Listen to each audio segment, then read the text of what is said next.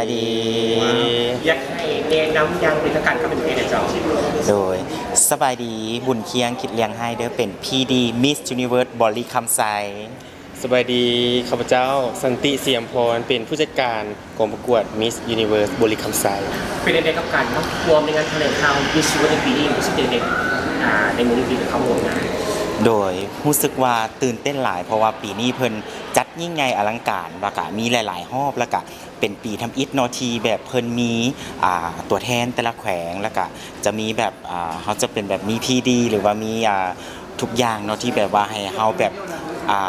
เสิร์ชสายหรือว่าให้เฮาแสดงออกได้หลายอย่างแล้วก็น้องๆเพิ่นก็ทุกคนทุกแข่งบางคนก็เพิ่นก็อาจจะพร้อมมาหลายอย่างแล้วเนาะมื้อนี้อาจจะแบบเปิดตู้บางคนก่อนเนาะสำหรับแบบนางสาวประจำแขวงหรือว่าเป็นแบบ Miss Universe หรือว่า Miss Grand เนาะแต่ว่ามื้อนี้เฮาอาจจะยังบ่ทันได้เปิดตัวเทื่อเนาะ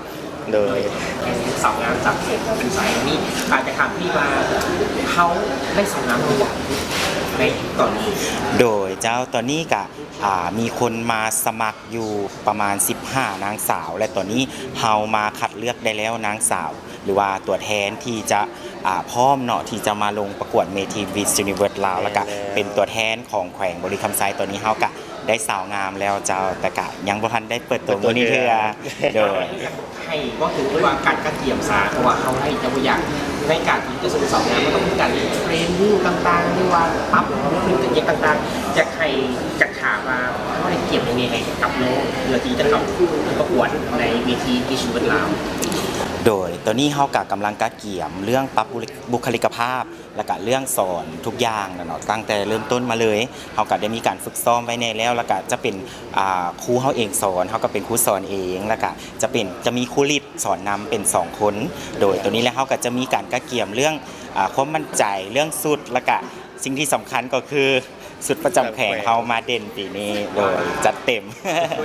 โดยขึ้นเกมได้ว่าสุดประจำแข่งจะออกเป็นประมาณไหนอ๋อสุด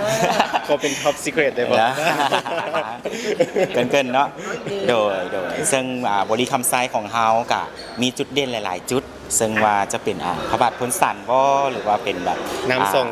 สีโดยหรือว่าเป็นแบบธิดาห่วงเข้าอย่างประมาณนี้หลายๆอย่างเขาก็ได้เอาเป็น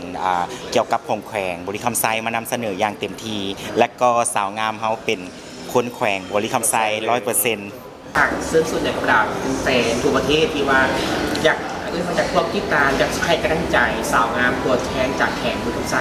ที่ว่าให้กำลังใจทีมงานพีดีแข่งบริคำไซฝากเดี๋ยวจ้ะโดยสำหรับนี้เนาะก็ขอฝากน้องๆนางสาวที่ว่าที่ผ่านเข้ารอบมาแล้วเนาะก็คือ Miss Universe บริคำไซฝากได้ติดตามทางเพจแล้วก็ทางเพจของแม่คือของ Miss Universe ลาวฝากติดตามน้องๆว่าน้องๆจะสร้างผลงานหรือว่าจะเฮ็ดจะเขาจะเป็นแบบใดจะแบบเฮ็ดผลออกมาเป็นแบบใดเนาะเอากับฝากติดตามน้องๆMiss Universe แขวงบริคำไซและกันน้องๆอีก17แขวงที่ยังเหลืออยู่เจ้าขอบใจเราโอมอสังหาริมทรัพย์ห้องเสื้อไมสไตล์เมนโฟลเดอร์คำเผาสั่งได้เดอะบาร์เบอร์ลาวมิสเตอร์ลาววีแค่สมสกัดเพื่อสุขภาพ